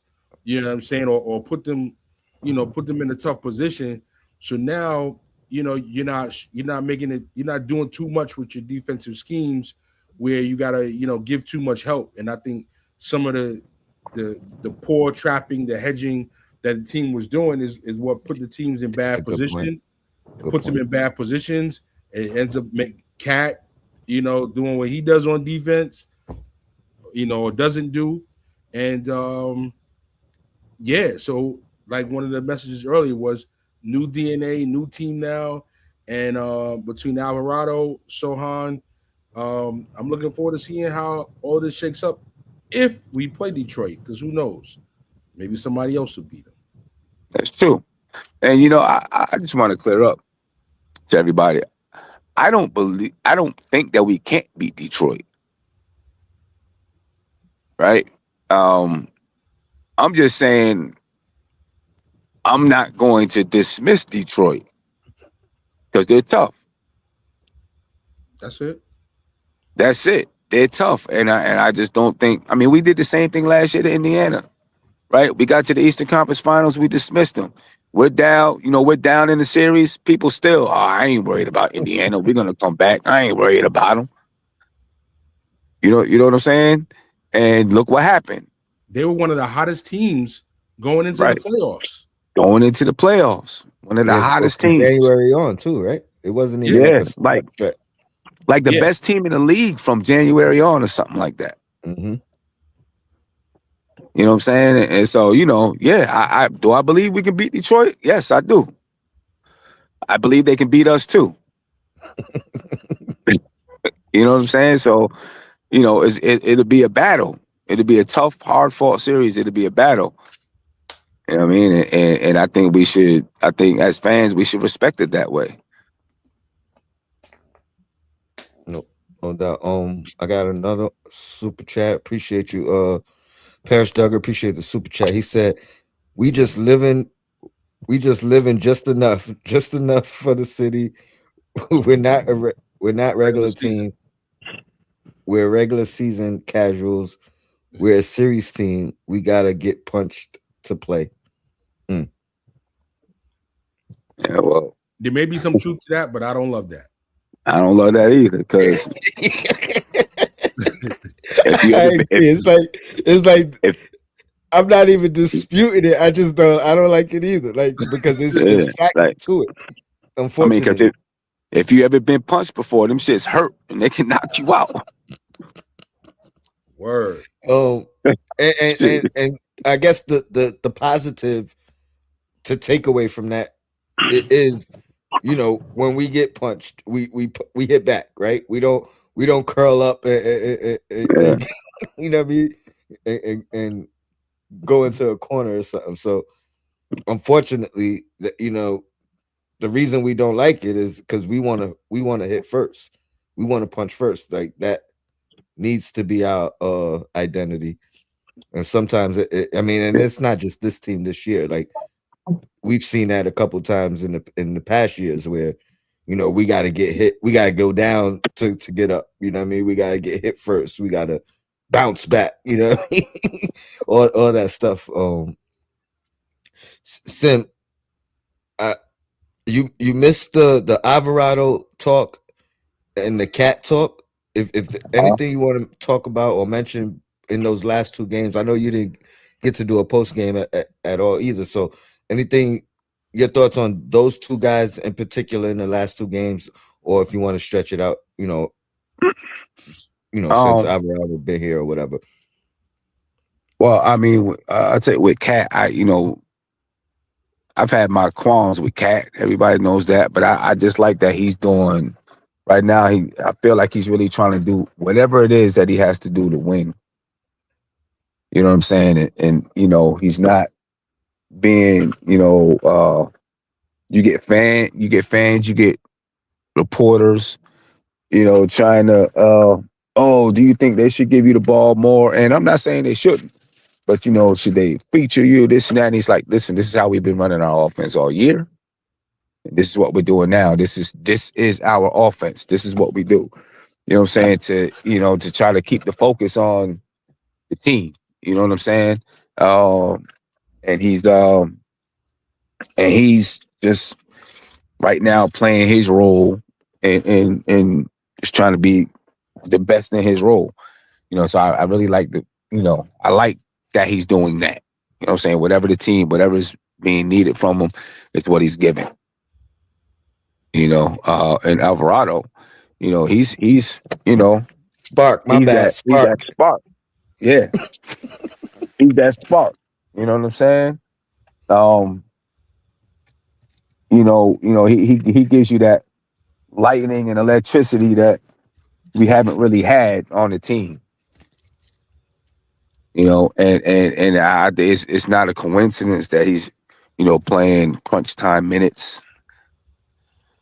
Because of his defense, comes up with big plays and those things. But I'm gonna tell you the guy that I really just like Shamit, man. I just love Shamit's shooting. This guy's gonna continue to give you 15 to 20 points a game, in my opinion, even in the playoffs, Mm. because there's so much attention to guys that can penetrate to the basket. Brunson, Cat, Josh Hart, like there's so much attention to these guys, and OG, because they got the names that Shamit, people sleep on him, and he's But knocking down shots, but and he Sim, plays defense. but Sim, when Deuce comes back, what's gonna happen to him? What's gonna happen? What's gonna happen to who? I said Deuce. When Deuce come back, what's gonna happen to him? I mean, then maybe you're gonna have a 10-man rotation. Yeah, you're gonna play Alvarado, You're going to Dude. play Shamit. You're gonna play Sohan. You're gonna Uh, play, and you're gonna play Mitch. Those are your that's four players. 9. Those are your four players on the bench. What, you don't think Deuce will play? I mean, Sohan's only getting 11 minutes, 9 to 12 minutes a game. I listen. It's a whole another 5 weeks at least before Deuce comes back for Sohan to get acclimated. And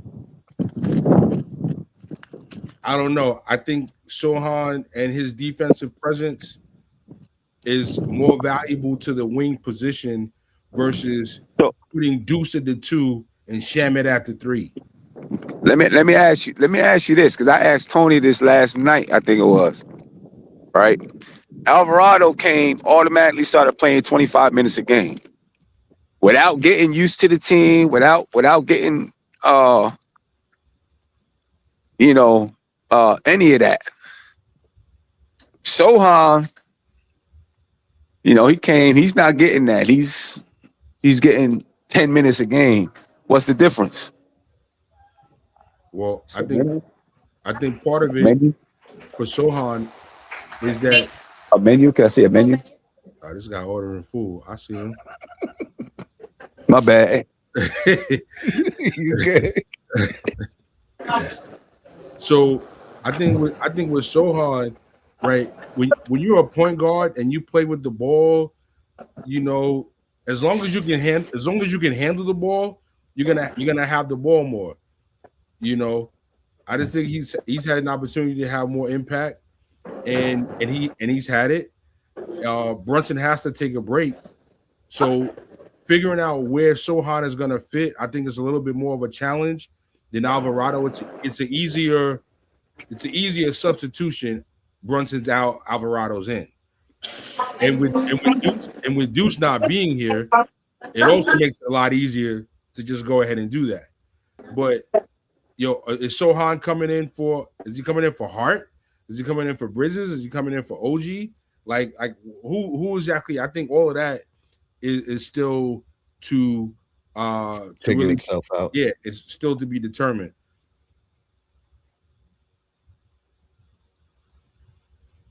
Um, just to add to that, I think the bump in Alvarado's minutes is because he's shown and we've seen him play alongside Brunson, which to me, I didn't know that was going to be even fathomable considering the small size of the two of them in the backcourt.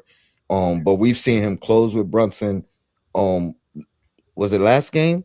No, well, no, the Houston game for sure, and I think he got some minutes down the stretch last game too, right? Yeah.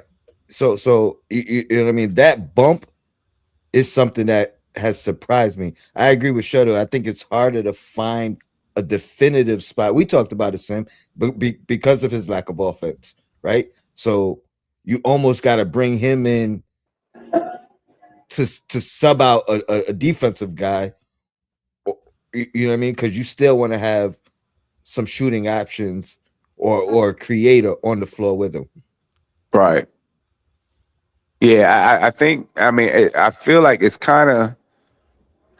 He's. I mean, I guess he can play the 3 or the 4, right? Because he can defend both positions. Maybe some small ball 5 every once in a while. Um, but it's that offensive side that maybe limits him, I guess. Mhm. Limits him and then limits his opportunity. Exactly. Right. You know what I mean? Where you know, I get what Charlotte's saying with Deuce because of Deuce's size, it's gonna be it's a little bit. Yeah, he's only gonna be able to guard the 1 and the 2, and we need more people that can guard the 3 and the 4. That's a fact. And you talk about the fifth guy. I know it's not gonna happen, but Diawara. You know what I mean? That gives you some size, that gives you some offensive skills, that gives you some defense. It's like a, you know what I mean? If he could get some polish and polish some things up. And again, I'm not advocating for Deuce not to play or not to, you know what I mean, not to be involved, but I'm saying it just gives you options on what you need this series, which you might not be what you need next series. You know what I mean? Shuttle, I'm gonna let you could give your thought on what you're about to say, but I'm gonna let you also close us out on your thoughts on Brunson in those last two games. That's the last guy that we didn't talk about that I wanted to.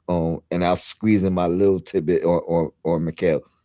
Well, Brunson is a clutch guy. So even when he has a bad game, he's able to clean it up. When it mattered most, and that's what he did against Houston. And as long as he continues to do that, he's gonna be who he is. I like when he got in Cat's face. He said, "You need to effing post up, effing post up, effing post up." You know what I'm saying? Yeah, I like that. Maybe Alvarado's had a little bit of an impact on that. I like to think that he has. So yeah, so kudos to Brunson last couple of games. Listen, you have a little bad first three quarters. We don't care if you do it during clutch time. That's what they call you. You know what I mean? The clutch guy, right? So, but one thing I forgot to mention earlier when we talked uh about the last two games. Not sure if you saw it. Absolutely, Alvarado's won two games. You talked about Alvarado being on the floor with Brunson.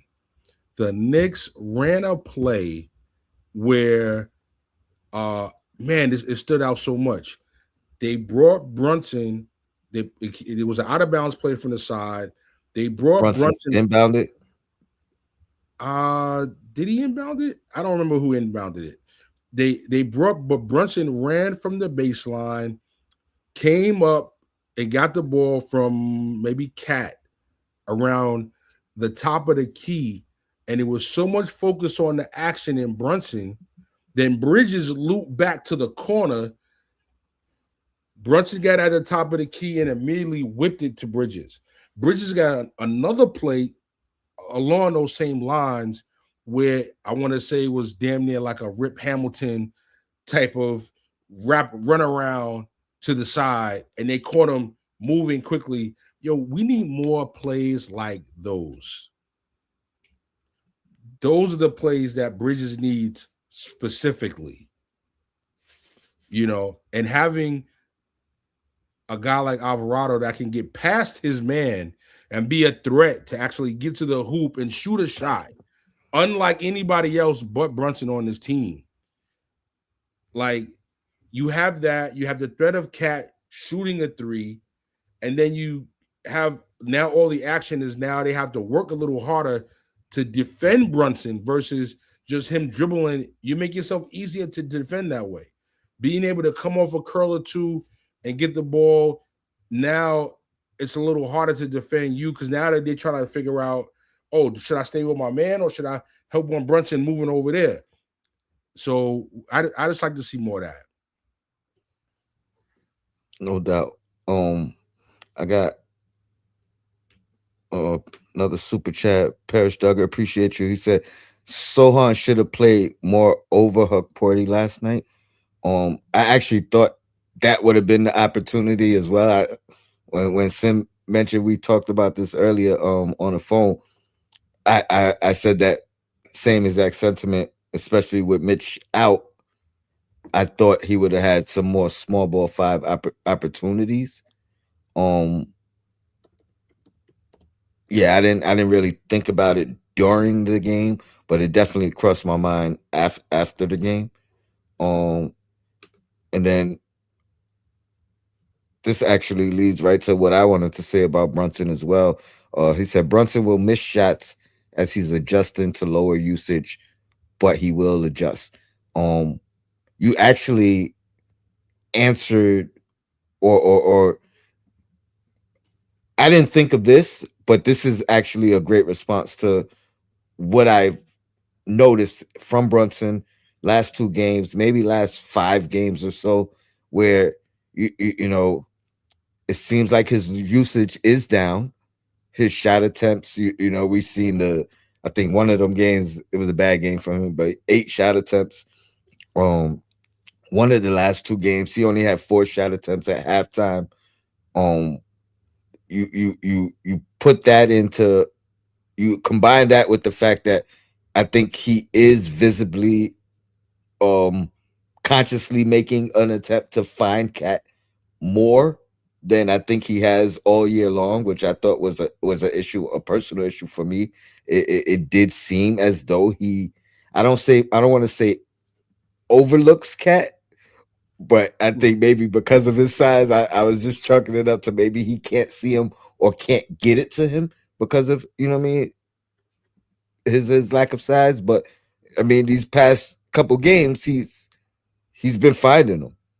You know what I mean? And Alvarado's smaller than him, and he's been finding him from the jump. You know what I mean? As soon as he became a Nick, it was like, all right, let me find and feed Cat, and so I hope you're right, Walter White, because that's one of the things that has been something that I noticed. His usage rate going down, which I have no issue with, and him finding Cat more, which I definitely don't have an issue with. These are things that I think are needed for us to be the best version of ourselves moving forward. So Brunson's like an old school running back, like a John Riggins. I don't know if you remember him, throwback. You know what I mean? Some running backs don't get their groove until they hit 20 plus carries, 25 carries, 30 carries. You know what I'm saying? And Brunson's that kind of throwback where, you know, the more he shoots, the more he plays, the more he's gonna get more rhythm. And um and again, I know this is the Tibbs thing that people hate, but you know, this is why this like that's a reason why I never really had an issue with the minutes thing because whoops, sorry about that. That's one of the reasons why I didn't have an issue with minutes because for me, my understanding is that part of like the minutes that you play is this part of establishing your groove for you know what I mean? It's just part of establishing your groove. And if you play less minutes, you're not giving yourself a chance to, you know, get your flow, get your energy, touch the ball, get hit, fall down, get back up. Like all of those things are part of establishing your groove in the game. The more you play, the more you establish the groove. Some DJs can jump on the set in the middle when it's on fire and mm, just bring the fire immediately. Some DJs gotta need more warm up. time, gotta warm up into the crowd. You know what I'm saying? And you gotta know your players, right? And to your point, and asking that question, again, I know y'all don't want to hear this Tibbs thing in the comparison. I just think that knowing his team, knowing his players, he knows that these players are better with minutes. My man, shout to the old head. Um, dang, I Personally, forgot what I was good. Oh, personally, I do both. I'm good. I like you to meant warm you, up. I like to be there early if when I get a chance. But if it's on fire, I'm ready to come on and bring the heat and, too. and it's not gonna deter you, right? Like, Now I'm a wild animal, you know what I'm saying? Like Kobe said, but more. You know what I'm saying? no, To but Kanye. to your point, there's some DJs that they don't want to go. They don't want to go in if the crowd is already on fire. You know what I mean? Like that might be a scary sight for them. Like, oh, like now I'm under pressure. I can't. You know what I mean? I can't go down. I can only. I have to keep it here or go up. You know what I mean? So Yabaseli, Obi Toppin. You know what I'm saying? um, Like these type of guys. you mentioned something that I think correlates well to Mikal Bridges, and I ain't gonna lie, I was gonna come out and give my spill on how he got to step it up, and you know what I mean. I already talked about how I think Cat's presence has shielded him from a lot of backlash in these 2 years, and now granted he's shooting the ball great. I think he's like at 50 over 50% or 50%. You know what I mean? Mhm. He's shooting a high percentage, especially from the corner threes. I think he leads the league in percentage on corner threes, but it still feel like something's missing. But you made me where you said some guys got to have that rhythm or have those minutes. One thing I will say about Bridges, you know what I mean, like last game, it looked like he was having a horrible game, right? You might even say he didn't have a good game, and he was missing all these threes, but then he hit a big one. You know what I'm saying? He hit a big one that was needed for us to kind of squeak out this win. Now that was clutch. You know what I mean? So it's like I felt like, all right, this might have been a game you got to sit him, but then he comes in and hits that big three down the stretch. So I'm gonna give him a pass because what you said made me feel like I was about to go overboard on him. But there is something missing from Mikal, and it's been missing throughout his tenure here. You know what I mean? But then he makes up for it with those big moments, right? A big play, a big three, a big stop, and it's like it's hard to kill him When he does that. when he does that. You Yeah. know what I mean? And he's capable of it at any given time. You know what I mean? A big stop, a big steal, a big block, a big three. Like you never know when it's gonna happen. He end up shooting 3 for 8 from three. I think either 2 for 8 or 3 for 8 from three. 3 for 8, 37.5% from three. But he hit that big one that you know what I mean. We needed more than anything else. So I ain't even gonna kill him. Plus, we've been on for almost 2 hours, so I ain't even gonna go in my bag on him But like that. let me help Something's let missing. me help you off the ledge even more. He managed 5 assists. He also had 1 block. He also had 2 steals.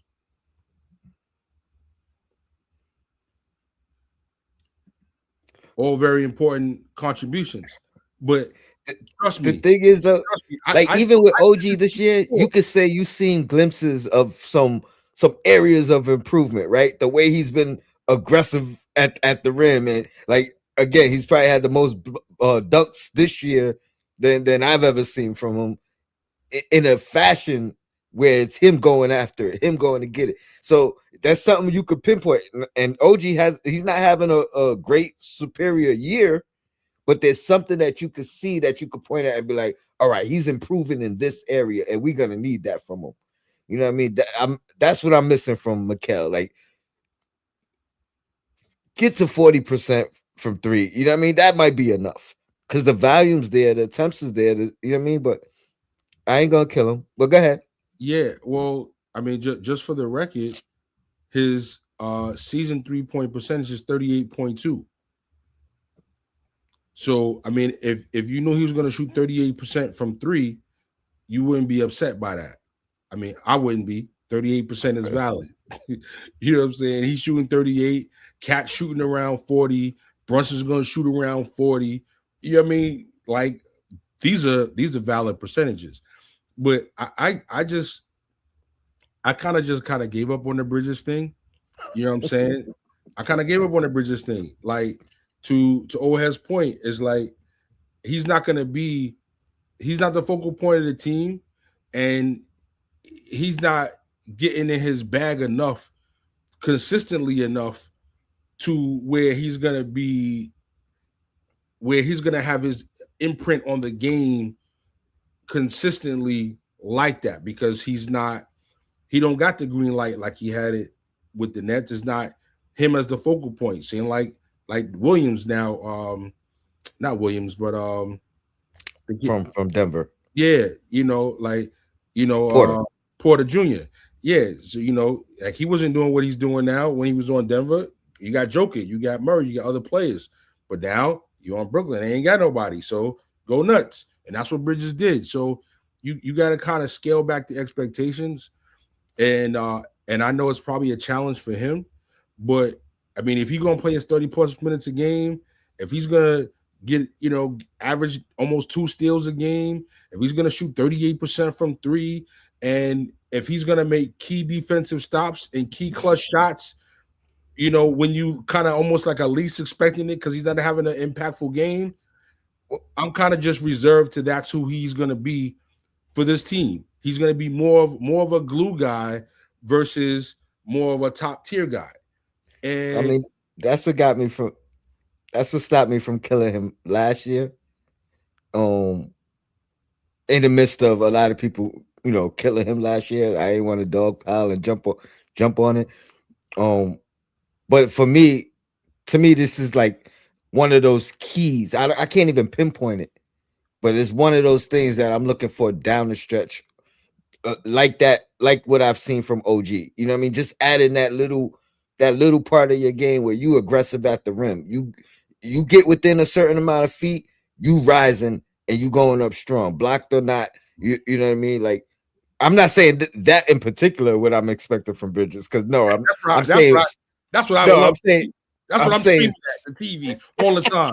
Can you please get a foul, get an N1? Yo, how are you a 6'6" wing and never get an N1? okay, his version of that. I'm not expecting it to look like what OG's doing, but something. You know what I mean? The same way Cat has found his defensive positioning and way to impact the game defensively. The same way Brunson is seemingly finding his way to feed Cat and share the wealth. You know what I mean? And take his what's the word I'm looking, sacrifice. You know what I mean? Sacrifice in this area for the team. I'm just looking and maybe he's doing it. You know what I mean? Maybe that's what it is, and his role is to be consistent and come up with the big defensive stop, shot, block, play, whatever in any given moment. But if he could just go up one notch, I think that's one more thing that could help us I'd reach love our that. ultimate goal. I'd love that it was uh doing better with on ball defense. Like like he's been like it seemed like too often people are getting past him. You know what I'm saying? Like, no, seriously. No, I'm you're right. I'm dead ass right here. Like that would be something that would be okay, cool. Nobody's getting past him. He's locking in. There's a certain level of intensity that he's bringing. If he bring it in the playoffs, all will be forgotten. And my last thing, and then for sure we out of here. You have mentioned Sohan on ball defense and how it could help OG to double down on that. I think I think his strength is actually as the off ball defender more than the like he's a great on ball defender, but when he's at his peak is when he doesn't have to be the on ball defender, and he For the could same, be that roaming defender. for And the I same think the same can be said for Mikel. So maybe, the addition of the Alvarado and the Sohar, not putting it under it helped Mikel not have to deal with that, help those roamers and strengthen things up. So again, you add a guy like Alvarado, you add a guy like Sohan, and more off ball defense and kind of take more risks. Maybe in the long run, this helps them effectively as well. I'd love to see a lineup where Mm. I, Mm. I'd love Yeah, I'd love to see that lineup. I agree. I agree 100%. I agree 100%, man. Appreciate you, Shuttle, man. I had hours, but um, it was a great show, man. This is one of my favorite shows in a minute. So appreciate the chat for tuning in and showing love. I think we had like 40 plus people at one point. So you know what I mean? That's a good outing for me. Appreciate the love with the super chats as well. JB, Perish Duggar, Walter White. Salute to you guys as well. Appreciate y'all. No phone lines yet, man. I got the wrong machine. Uh, and the right one is a little bit more expensive, but I sent that one back, and we working on it, man. We get it. We gonna get it rocking soon, man. I promise you, before the season's out, we taking calls and moving forward, man. We gonna do Ready for some the things. playoffs. Ready for the Yeah, playoffs. for sure, for sure. Then once I get the phone lines up, I'll probably get some strength to jump on by myself so a little bit more often as well. Um, but nah, I appreciate you, Shuttle, man. Always coming through for me. Shout out to Sim too, jumping in on his travels and tuning in. But most important, man, shout out to the chat, the replay gang, the supporters, the channel members. Walter White, appreciate you as well. And yeah, man. Until next time, yo, Black is time. We out of here.